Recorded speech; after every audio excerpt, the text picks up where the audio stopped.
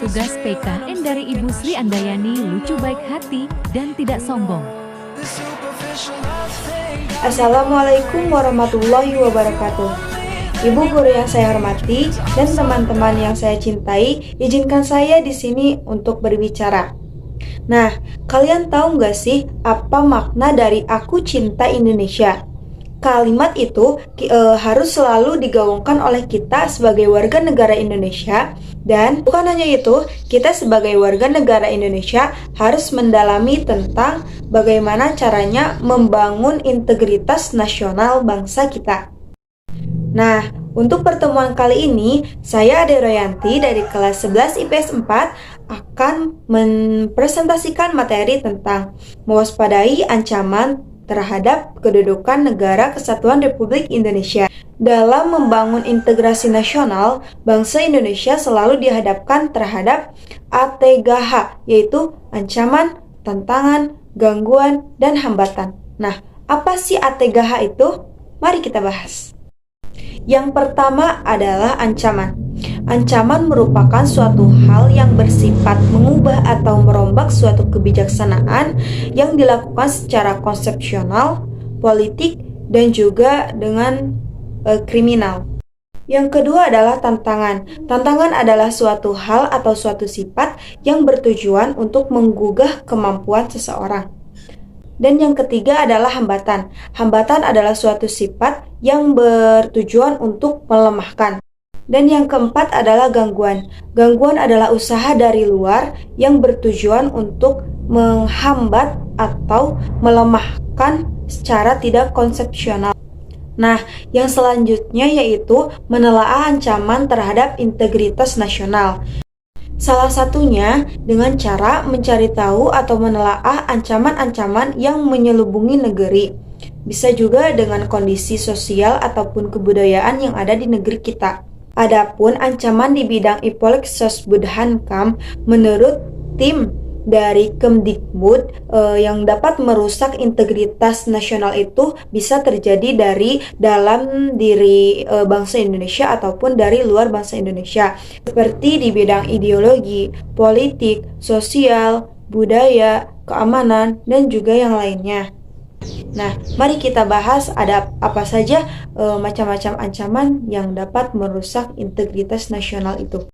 Adapun ancaman yang bisa merusak integrasi nasional, yang pertama contohnya di bidang ideologi. Nah, jadi teman-teman, di bidang ideologi contohnya adanya beda pemahaman dari bangsa Indonesia. Contohnya yaitu komunisme dan lain-lain. Nah, apa sih paham komunis? Paham komunisme adalah paham yang sangat menyengsarakan rakyatnya karena pemimpinnya tidak mengikut sertakan rakyatnya dalam membangun bangsa Indonesia.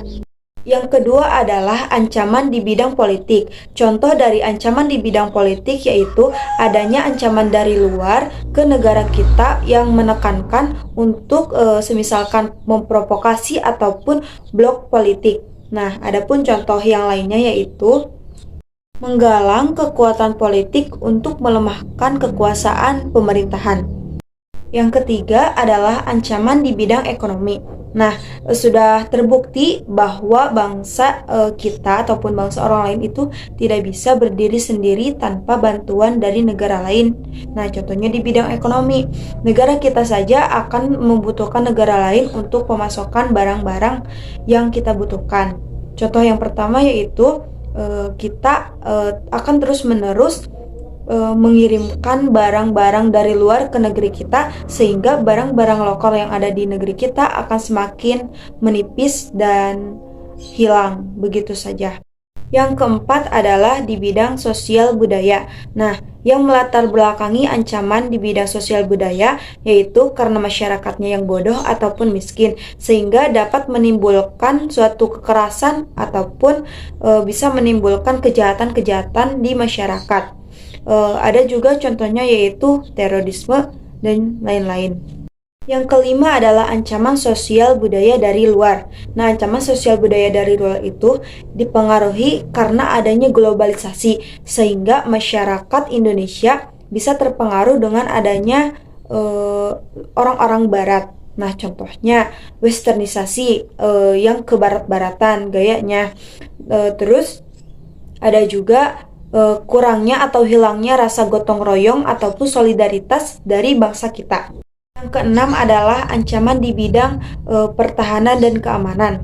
Nah, wujud dari ancaman di bidang pertahanan dan keamanan yaitu contohnya ancaman kemiliteran. Nah, apa sih ancaman kemiliteran itu?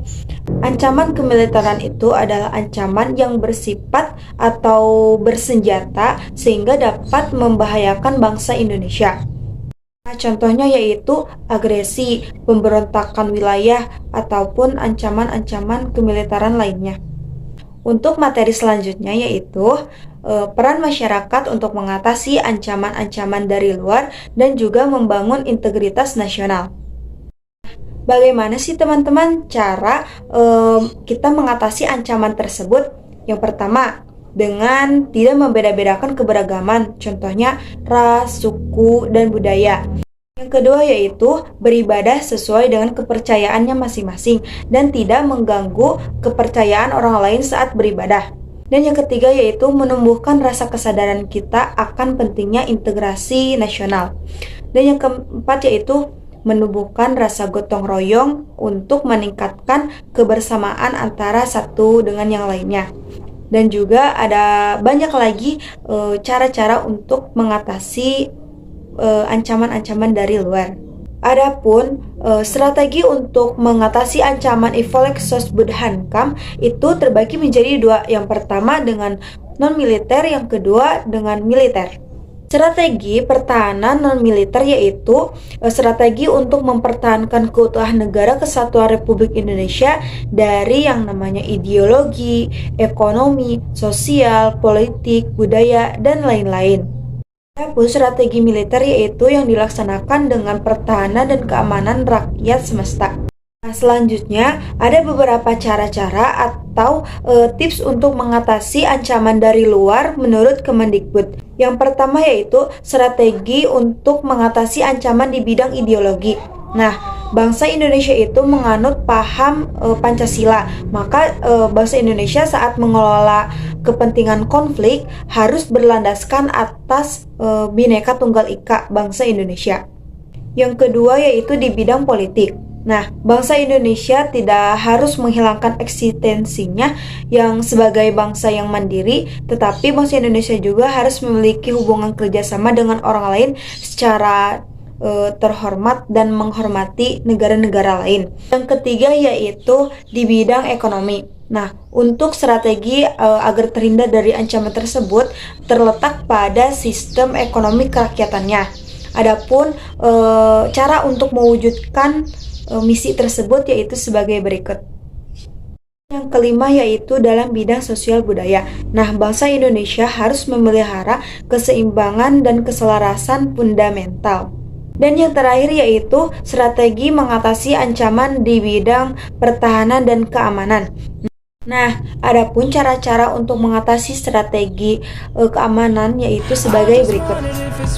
Mungkin hanya itu yang bisa saya sampaikan. Kurang dan lebihnya mohon dimaafkan. Wabillahi taufiq wal hidayah. Wassalamualaikum warahmatullahi wabarakatuh.